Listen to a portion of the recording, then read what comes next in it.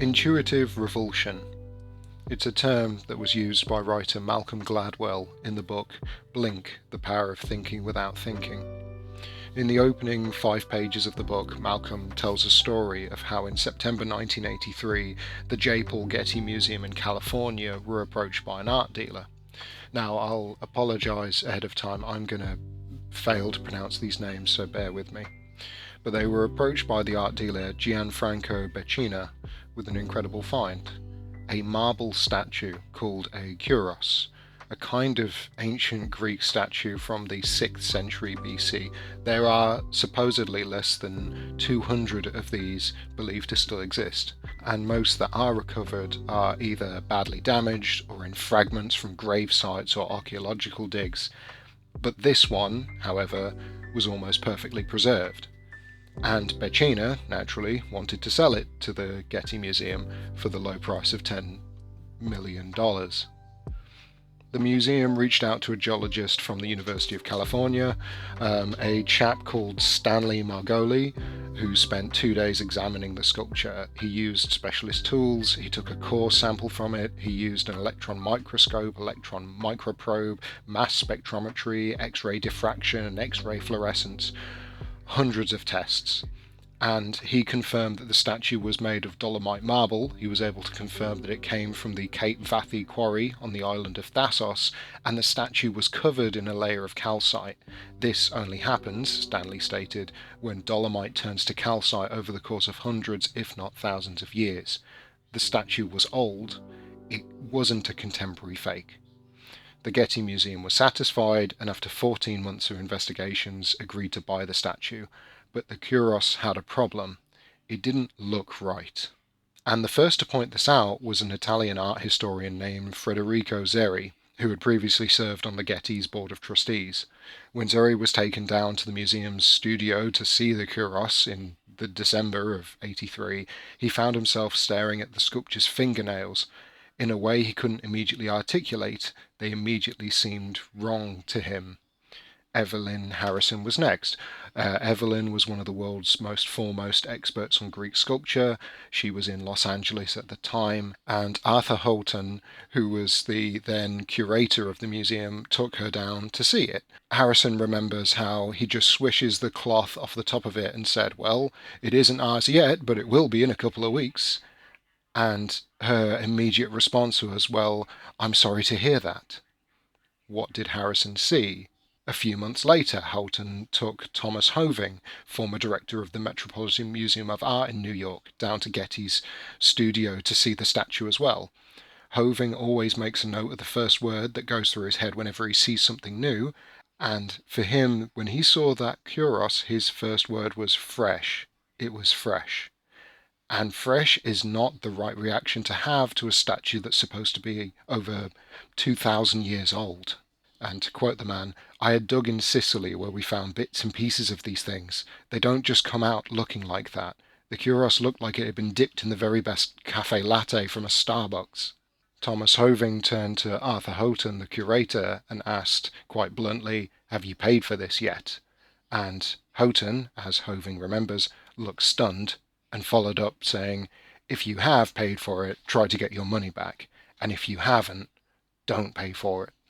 The Getty naturally was getting worried, so they convened a special symposium on the kuros in Greece. They wrapped up the statue, they shipped it out to Athens, invited the country's most senior sculptural experts, and this time the chorus of dismay was even louder.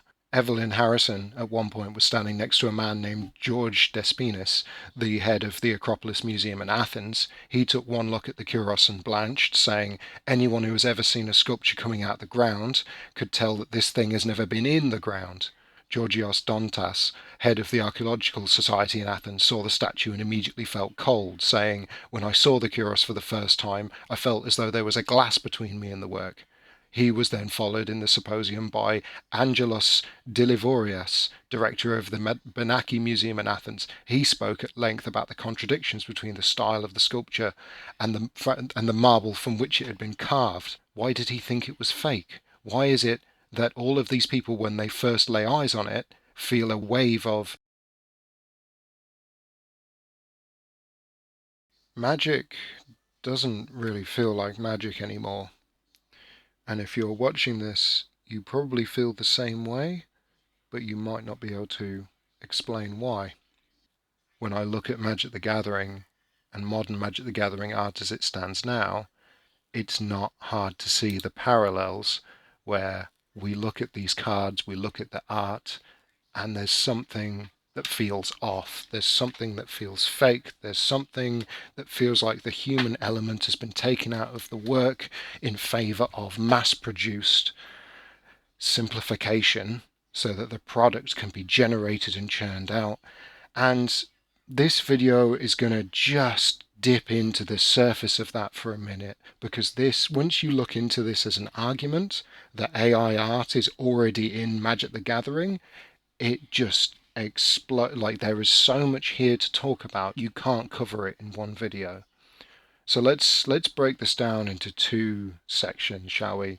So first, the reasons ultimately for AI art as it stands right now on Magic the Gathering cards, and then my argument that we're not about to start seeing AI art, it's already here. I think it's fair to say that anyone who plays the game right now is fairly burnt out and has been fairly burnt out for the last 5 years on the constant release schedule.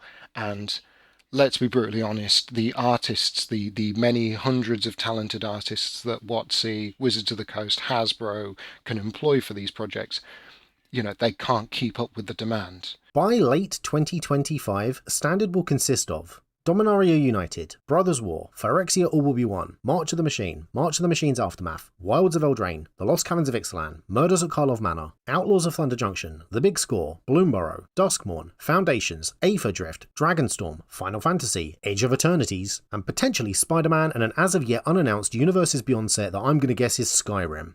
Jesus wept. I do not believe for a second that a company who makes mistakes like Nardu are going to be able to create a balanced standard environment with the thousands of cards available in these sets. Every set has 250, 300 cards and commander decks and 100 variants of the different arts with extended art, full border, full art cards, alternate secret lair chase products. And let's just for a moment shine a reality on this. Love it or hate it, AI art is here to stay now, and we would be fools to think that the already established artists, the already, quintessential, keystones to Magic the Gathering, and it's just another tool for them to use, right? There is a card that came out in Modern Horizons 3. It's not a new card, it's an old card called Urza's Cave.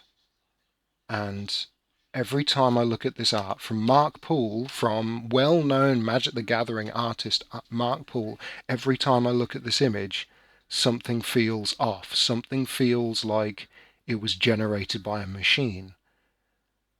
But Mark Poole is as old as the trees, right? His oil paintings are famous and world-renowned. You go back in Magic's history for the last 20, 30 years, you will see Mark Poole cards. He did the original Birds of Paradise. This guy is a pillar of this community.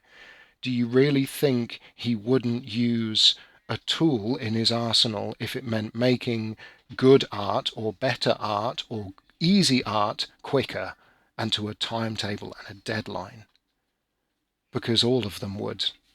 Because why wouldn't they? Why wouldn't they use Photoshop or digital touch-ups or all the special effects that we have come so used to seeing? They have insanely tight deadlines sometimes. I was speaking with a magic artist who specifically told me that Wizards contacted them and was like, we want you to do this, this, this, and this. And he's just like, that's not possible. I literally can't paint at that rate. Like, that's inhuman. Like, I can't do that. Like, I can give you guys maybe 2 pieces of artwork.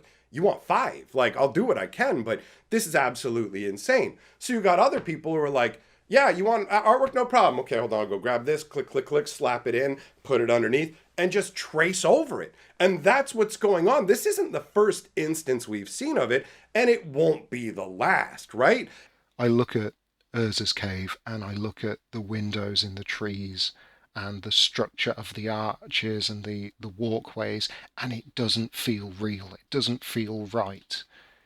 There is something about it that tells me that this was designed on a machine, even if that was just the foundation, and then he touched it up and he built it up and he worked on it and he smoothed it out and he made it look better than what an AI program ever could generate.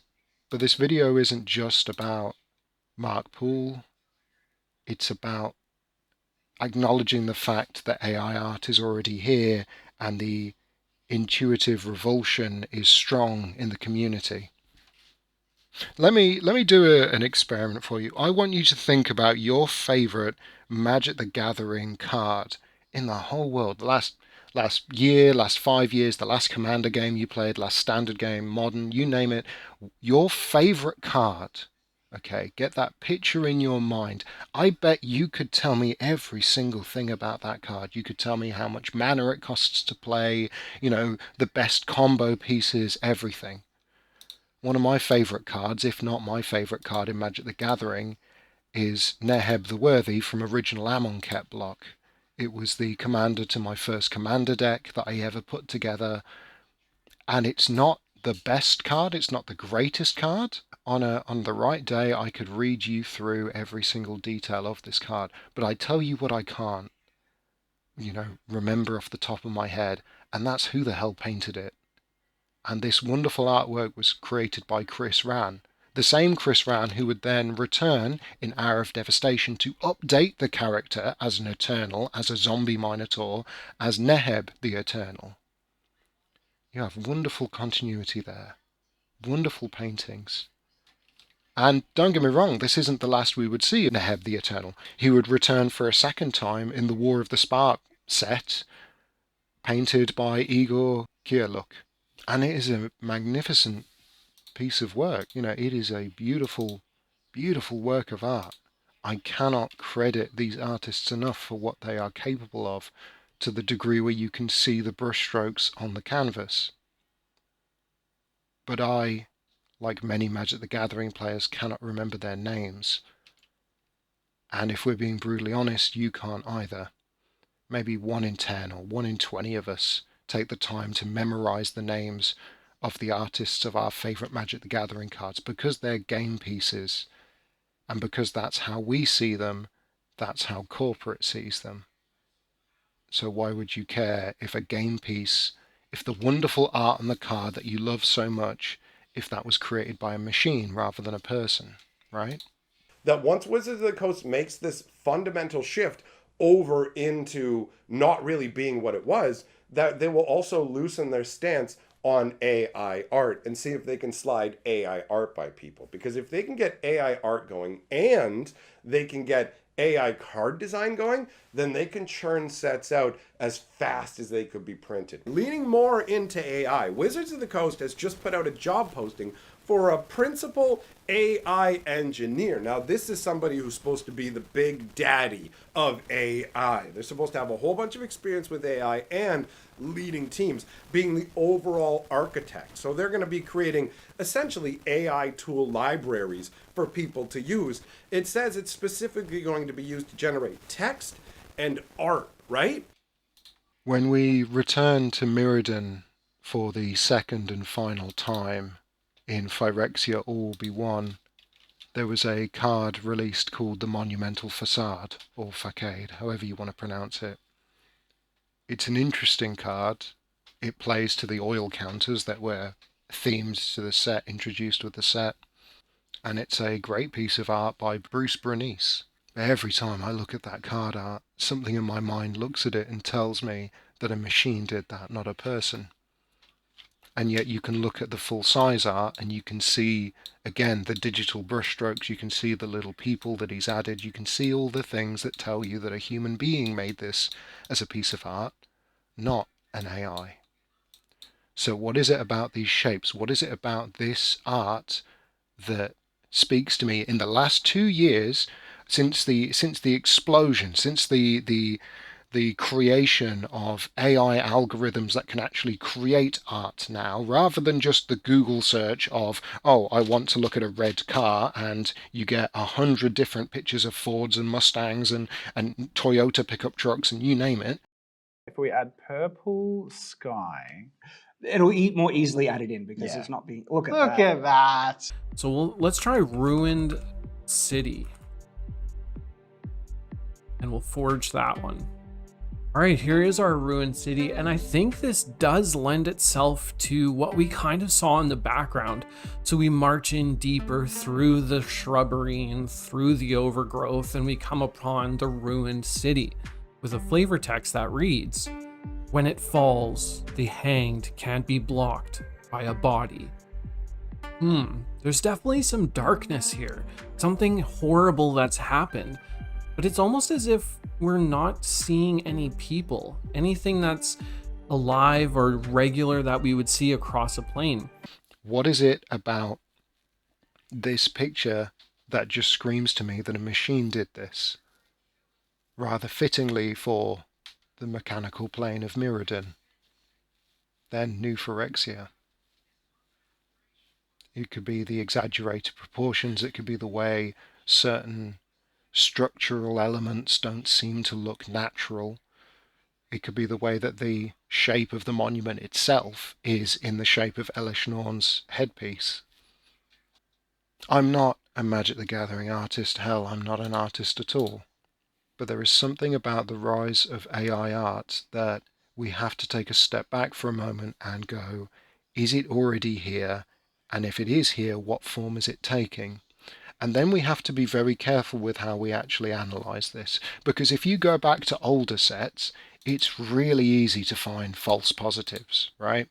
It's really easy to look at things like the Return to Ravnica set and look at something like the Shocklands, look at things like Breeding Pool or Stomping Ground or Hallowed Fountain or Watery Grave, and look at that art by these talented people and go, oh, well, this looks really similar to something that an AI program can generate now. But we know that these aren't AI generated. They are digitally painted, don't get me wrong, sculpted in Adobe After Effects, on a Cintiq, or you name it, I don't know. I'm not a digital artist at the end of the day. But there's something about the scaffolding, there's something about the archways. But this is the problem with hand-waving away any art you dislike as being AI generated. I took Watery Grave as a perfect example, and you can point to structural elements of the archways and go, look, they don't match, ergo a machine did this. Only to then realize this same art was released for Magic the Gathering online player rewards program back in May 2018, 6 years ago. These can't be AI generated. Digital art, certainly, and hey, maybe the artist went over and maybe even did some of these with pastels. I don't know. But these can't have been done with an AI, because what we know as AI art right now has only existed for the last 2 years. It does not go back further than that. So we have to be careful with this brush that we will tarnish artists' reputations with if we use it too heavily at the end of the day. Art is incredibly subjective. But AI art, intuitive revulsion, is objective, because I feel inherently that the human eye can identify when a machine has done something and not a human being. So let's look at the next kind of AI art that I think is prolific, and that is adaptation through filters, right?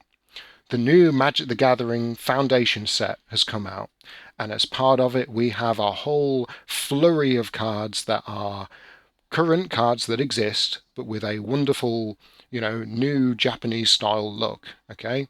You take something like Naban, Dean of Iteration, originally came out with Dominaria, the return to Dominaria back in 2018, and now from Foundations, Naban, Dean of Iteration. That, for all intents and purposes, is the same card put through an anime filter. Now, I don't know Susumi Kuroi. I don't know him as an artist, okay? I don't know his back catalogue.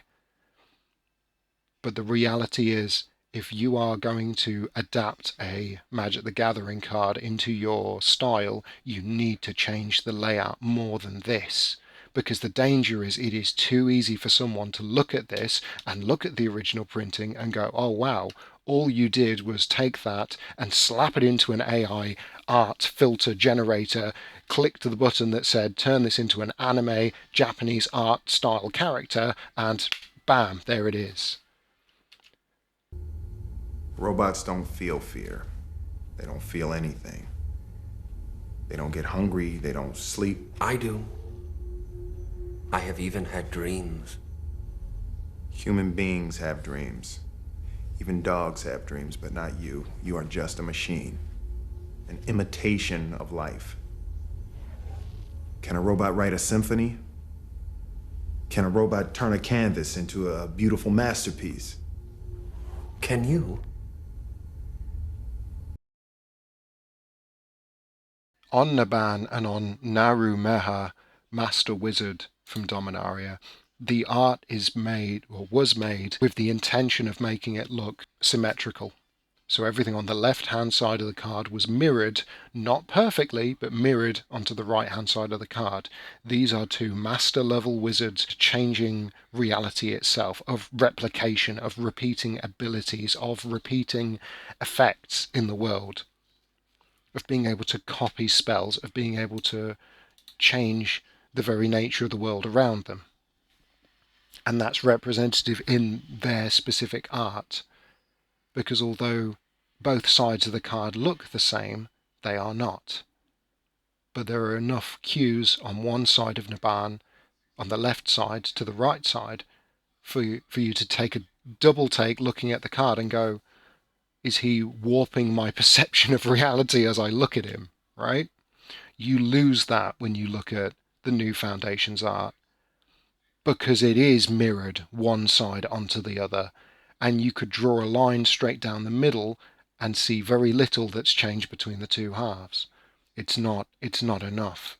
So you take, for example, from Foundations, Danitha Capuchin Paragon, again from Dominaria, and then from Foundations with the art from Kuriguri. It's the same pose, it's the same look, it's the same stained glass window effect, but it's not the same art, not like Naban is. You look at things like Venser, Shaper Savant, and then you look at the new Foundations art, and it's similar, but different. Same kind of environment, same kind of clothes, same kind of spell that he's weaving with the geometric shapes, but it's not the same. Then you get more difficult cards, like Vito, Thorn of the Dusk Rose. Vito has already had a Japanese art themed card, and now it has a second one. Different artist from the original, different promotional card, but the exact same pose 3 times, the exact same details on his clothes 3 times, the exact same highlights, the exact same architectural cues, and it's just tiresome, because the danger is you are cheapening yourself, you are cheapening your craft by changing nothing. You're changing the perspective of the camera rather than the actual character. And this can be summed up perfectly, as many have already pointed out, with Gorex the Tomb Shell. Where to start with Gorex? It's not the same art that he had when he first was released as part of a commander deck. It's different. It's different enough that you look at it and you wouldn't think that it's been put through an AI art filter. Hell, it doesn't even look like Wandering Tomb Shell. But you compare it to Meandering Tower Shell from Khans. This is the whole problem with AI generated art. After a while, it's too easy to look at things and go, well, they just lazily, traced over that piece of art, or took design elements from that piece of art, or the artist hasn't really created anything new at all. AI art is a dangerous tool if used incorrectly. So what if it is used correctly? That's a whole different problem, isn't it? using AI to generate artwork to use for their games rather than paying artists to create the artwork for them. So what I decided to do was take a look at how well AI could complete already created magic artwork, see if AI can compete with the actual magic artists. Jace the Mind Sculptor, one of the most famous cards of all time. We are going to take our Jace the Mind Sculptor and let's cut him in half this way. Then all we have to do is select the open space here and use our AI generative fill. And we are going to ask it to generate. Give it a minute to think. And we are given, okay. Interesting. It appears that, I don't know what happened to the face here. He's kind of got this swollen eyeball thing going here. I guess that's supposed to be his other hand there. And then his cape kind of turned into smoke. Like the Monumental Facade, or Facade, this is where we get into the newest Magic the Gathering sets, where the cards that they're creating are entirely brand new. And Duskmourn is a wonderful example of this. These Duskmourn cards, I genuinely feel like these are all AI generated. In different ways, certainly, but there is an intuitive revulsion when I look at them, and something at the back of my mind is being scratched, telling me that these aren't painted, these aren't traditional, these have been pushed into the machine, the AI generative art machine by Wizards of the Coast. My prompt was simply to create an image of a zombie crawling toward me in the style of Magic the Gathering, and this is what I got. This is one of 4 images that it gave me at first. There's some weird things going on. You're going to see this. It's kind of like a Where's Waldo. See if you can see the stuff that the AR art generator screwed up, like the extra arm hanging out back here, the extra fingers. And then I had this one, which I thought was, I mean, this isn't bad stuff. There's some things to clean up and work on. Like, ain't no way that guy's nose stays that intact. He looks a little bit more like the Joker than he does the zombie. Didn't notice at first, he's also got 6 fingers.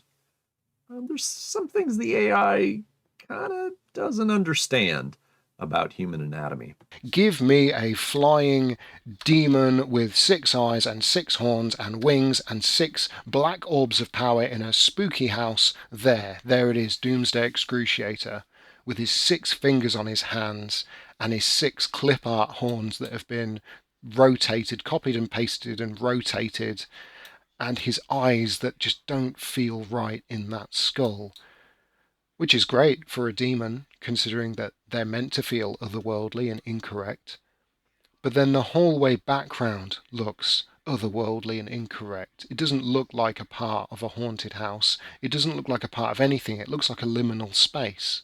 But then you look at the token for a 6/6 flying demon from Duskmourn, and it's a completely different story, isn't it? That looks like a real piece of art. That looks like something that someone has painted. You look at Screaming Nemesis, and I'll be honest with you, I have never been able to figure out what the hell is going on in this art. Or in the special or extended, full border art. I can't see where this creature is meant to begin and end. Which, hey, maybe that's the point. This is a horrific nightmare spirit creature, right? I can see what could be hands. I could see what could be hair. But I can never see a face on this thing. And it's called Screaming Nemesis. And that's made worse when you look at the Poltergeist-inspired full art, where, okay, you've got this big hairy sort of red thing, distorted by the TV screen tower in the background, but that blurred person is in more detail, and he's deliberately, or he or she is deliberately blurred, so that you can't see them fully.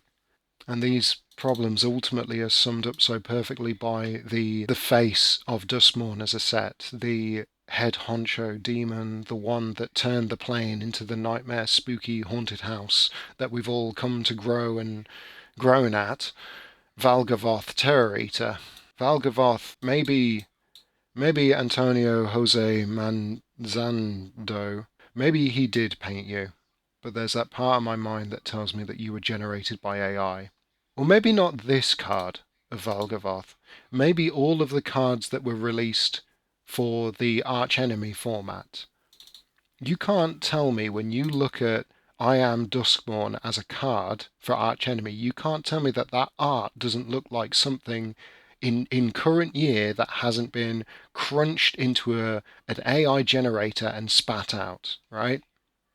With the nondescript swirling golden Christmas baubles thing where I can just about see the suggestion of a helmet or a face for Valgavoth, and that's about it. Like, it doesn't evoke anything. It doesn't make you feel of anything. It's just flash with no substance. And that's the issue here, isn't it? The intuitive revulsion, that feeling when you look at these cards that there is something not quite right, but you can't explain why.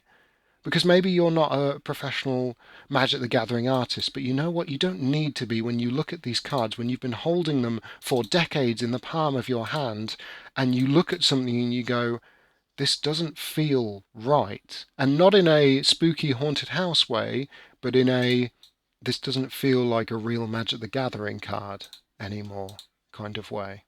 I think it's fascinating that we've been able to create this, but as we often do as human beings, we create things without really thinking about the repercussions of it.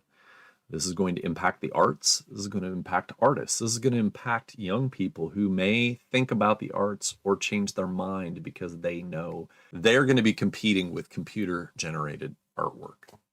And that makes me sad, because really all the computer-generated stuff does is it searches for images, it puts them together and kind of tries to come up with a composite that fits what your prompt is asking.